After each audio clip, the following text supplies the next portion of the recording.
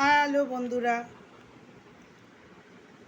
সকালে good morning তোমাদের জানিয়েছি। তারপর বললাম রান্না করব।